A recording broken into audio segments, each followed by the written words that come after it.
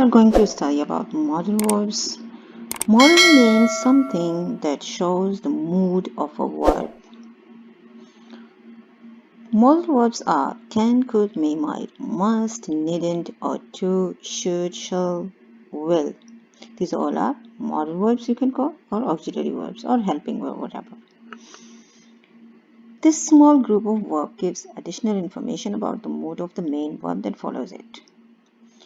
They help to incorporate or add the level of necessity, obligation, requirement, recommendation, certainty, and possibility. They are before other verbs. She can swim. So here it shows the ability. She can swim. They have the same form in all persons. Like modal verbs do not take S in third person singular. I'll call you tomorrow. So here, or she'll call you tomorrow. They are followed by the root from the another verb. She must study for her exams. So we will not put S with study, not studies, only study, because we are using modal verb, auxiliary verb, or helping verb here. They do not for all the tenses. Negative forms are, we make negative form of modal verbs by putting not after the modal verb, or we can use the contraction. For example, cannot will be can't, could not will be couldn't, might not, mightn't, must not, mustn't, need not, needn't. We have the example here, you mustn't park here, or should not will be shouldn't. Won't is the contraction of will not. Shan't is the contraction of shall not. May doesn't have any contraction, so it will be may not only. You cannot make any changes in may. Ought to lose the to in negative form. We say ought not. We can't say ought to not. So we will not put while making negative of ought not. We will remove this to. Interrogative forms. When we form questions, the modal verbs are before the subject for the main verb. Before the sentence, we will write modal verb to make the question. Here we have the example. Modal verbs form questions without the auxiliary verb, do or does.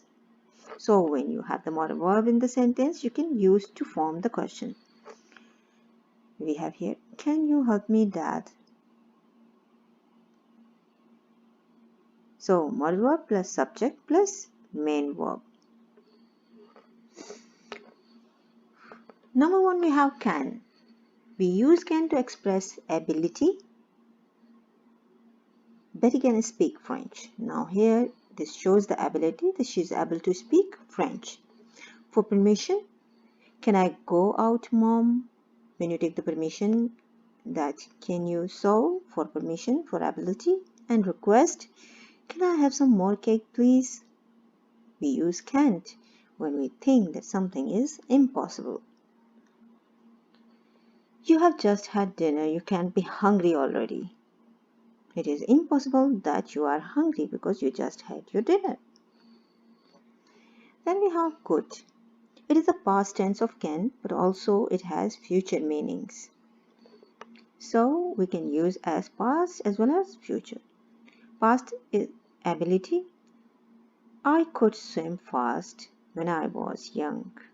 Future meaning, it could rain this afternoon. Could has the same uses that can to express. Can and could have the almost same meaning. Ability, when I was young I could see better. Permission, could I go to the party on Sunday? But we use this for formal permissions. For request, could you help me please? For formal requests. The modal verb may is more formal than can. Now here we have two types of language, formal and informal. Formal language we use with people we are not very close with, and informal language we use with family and friends. So maybe use in a formal way, so means people we are not too close with, we can use may instead of can. We use it to ask permission to do something when we do not know the other person very well. May I show you something, sir? Very formal. Can I show you something, Dad? No. Dad is a family, of course, so you have to use can. But for the person you are not very close, you can use may. Then we have must. It shows that it is necessary for someone to do something. You must pass the entrance examination to study in the school. You must. You don't have any exception. You must. Also, we use must to make a deduction from information that we know it is true. Certainly. Something that we already know or we are sure about it, we use must there. For example, you have been traveling all day. You must be tired. Now here must. Besides, we use must to express an obligation. You must be here before midnight. Means it is very important for you. You must do that.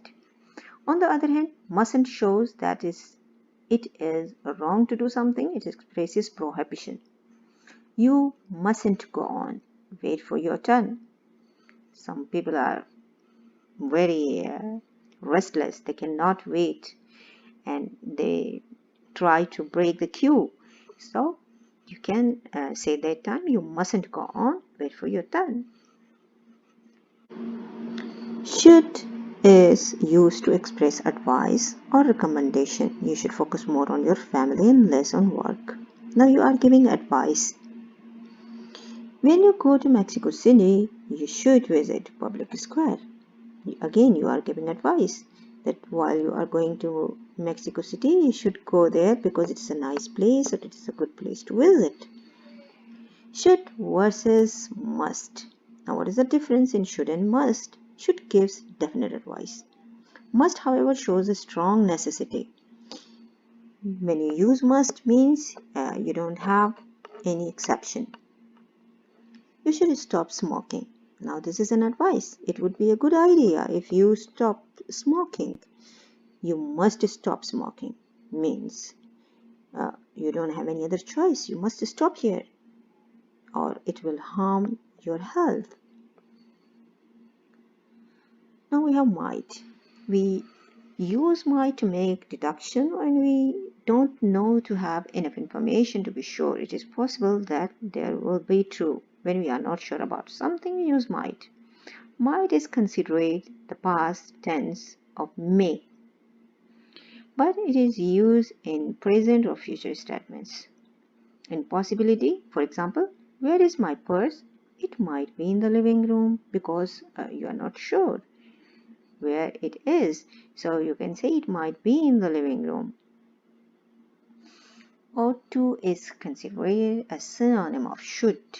So they have the same meaning. Either you use ought to or should. It is used to advise or make recommendations. You ought to go with someone to the party. The negative form ought not is used to advise against doing something. For example, they ought not carry so much cash while traveling. So ought to and should, they have the same meaning. Needn't. This modal verb shows that it isn't necessary to do something. It expresses a lack of necessity. You needn't buy more bread. We have a lot. Or when we want to know if it's necessary to do something, we ask question with must. The negative answer is needn't, not must. Now, mustn't is not wrong while you are using in the sentence. You mustn't do that. You mustn't park your car here. You can use, but when someone asks the question beginning with must, you should answer with needn't. For example, must I clean all the house? No, you needn't. You can't say mustn't. Then we have shall. The use of shall as a form of will in modern English is decreasing. It is more common to hear it in the United Kingdom. It is usually used in the United States with formal situations. It is more common to use shall only with I or we. We use shall to express an offer. Shall I help you clean the house? Shall we dance? Will. We use will to ask someone to do something for us in a requesting way. Will you help me fix the car, please? When you make a voluntary promise to do something, I'll call you tomorrow. In case we will use will. I hope you enjoyed today's lesson.